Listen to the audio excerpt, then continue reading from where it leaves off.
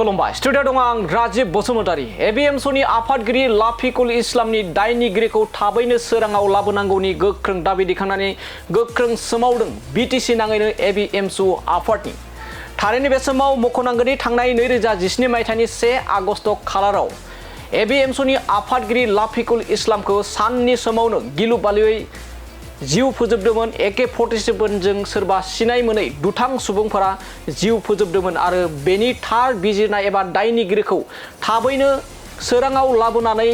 रायजो राजाफोरनो दिन्थिनांगौ एबा फोरमायनांगौ होननानै गोख्रों दाबिनायजों बे समाव एबिएमसुनि गोख्रों सोमावसारनायखौ नुना मोननाय जादों बिटिसि नाङैनो बे समाव थांनाय 2017 मायथाइनि 1 आगस्ट खालाराव लाफिकुल इस्लामनि दायनिगिरि एबा जिउ लागिरि दायनिगिरिखौ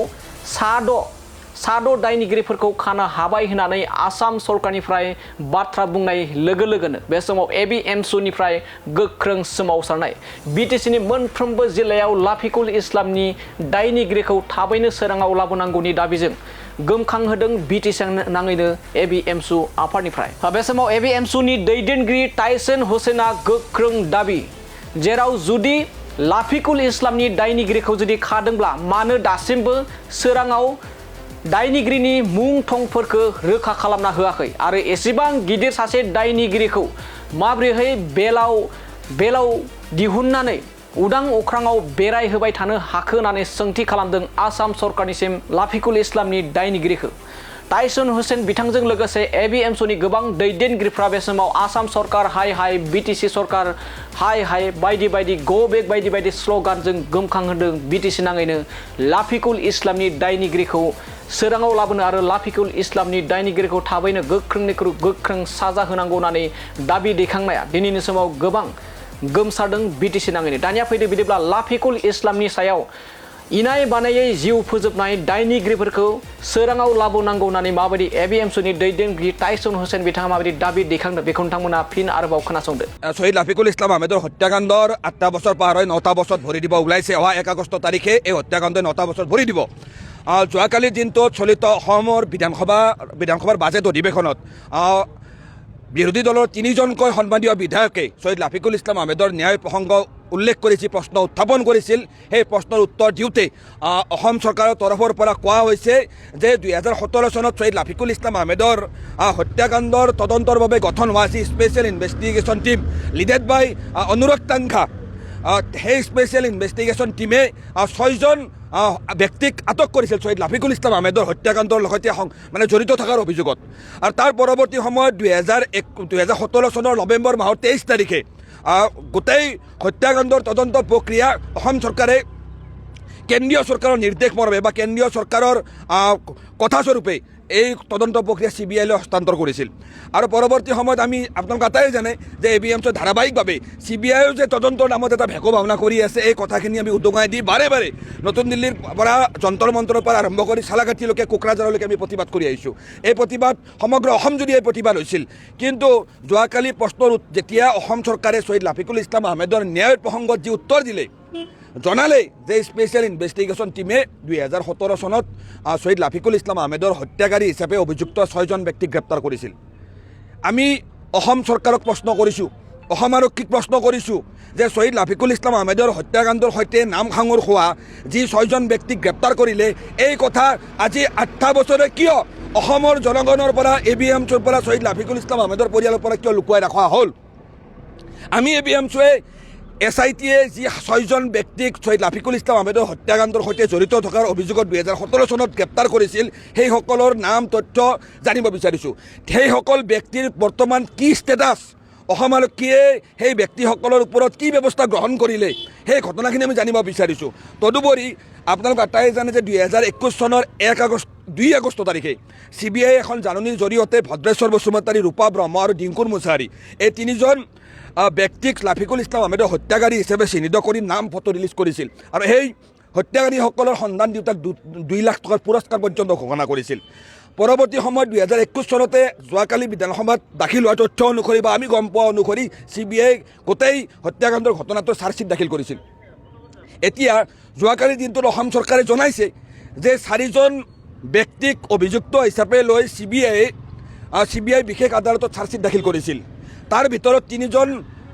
অভিযুক্ত পলাতক অৱস্থাত আছে আৰু সেই পলাতক অৱস্থাত থকা হত্যাকাৰীসকলৰ বিৰুদ্ধে ইতিমধ্যে ষ্টেণ্ডিং ৱাৰেণ্ট জাৰি কৰা হৈছে আৰু এজন অভিযুক্ত জামিনত আছে। এতিয়া আমি ABMC প্ৰশ্ন কৰিছোঁ, অসম চৰকাৰক প্ৰশ্ন কৰিছোঁ, CBIক প্ৰশ্ন কৰিছোঁ, কেন্দ্ৰীয় চৰকাৰক প্ৰশ্ন কৰিছোঁ যে শ্বহীদ লাফিকুল ইছলাম আহমেদৰ হত্যাকাণ্ডৰ দৰে এটা অতি বৰ্বৰ হত্যাকাণ্ডৰ সৈতে জড়িত থকা অভিযুক্ত চাৰ্জচিটেড বাই CBI কেনেকৈ জামিন লাভ কৰিলে? অভিযুক্তজনক বা এই হত্যাকাৰীজনক CBI গ্ৰেপ্তাৰ কৰিছিল।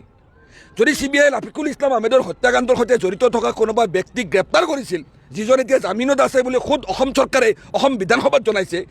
সেই কথা কিয় ৰাজহুৱা কৰা হোৱা নাছিল? আজি অসমৰ লাখ লাখ জনগণে লাফিকুল ইছলাম আহমেদৰ হত্যাকাৰীক গ্ৰেপ্তাৰ হোৱাটো বিচাৰিছিল। জাতি ধৰ্ম বৰ্ণ ভাষা নিৰ্বিশেষে সকলো জাতি জনগোষ্ঠীয় দল সংগঠনৰ নেতৃত্ব ঐক্যবদ্ধ হৈ প্ৰতিবাদ কৰিছিলোঁ। আমিও চাব বিচাৰোঁ যে লাফিকুল ইছলাম আহমেদৰ হত্যাকাণ্ডৰ সৈতে জড়িত থকা কোনজন ব্যক্তি, তেওঁৰ নাম ভতো আমি চাব বিচাৰোঁ, তথ্য চাব বিচাৰোঁ। কিন্তু আমি আজি গম পাইছোঁ দুৰ্ভাগ্যজনকভাৱে আনফৰ্চুনেটলি যে লাফিকুল ইছলাম আহমেদৰ হত্যাকাণ্ডত জড়িত থকা ব্যক্তিয়ে যি জামিন লাভ কৰি মুকলি আকাশৰ তলত ঘূৰি আছে আৰু তিনিজন অভিযুক্ত পলাতক অৱস্থাত আছে। যদি CBI আদালতে জামিন দিলে সেই হত্যাকাৰীজনক বা হত্যাকাণ্ডত অভিযুক্তজনক, CBI কিয়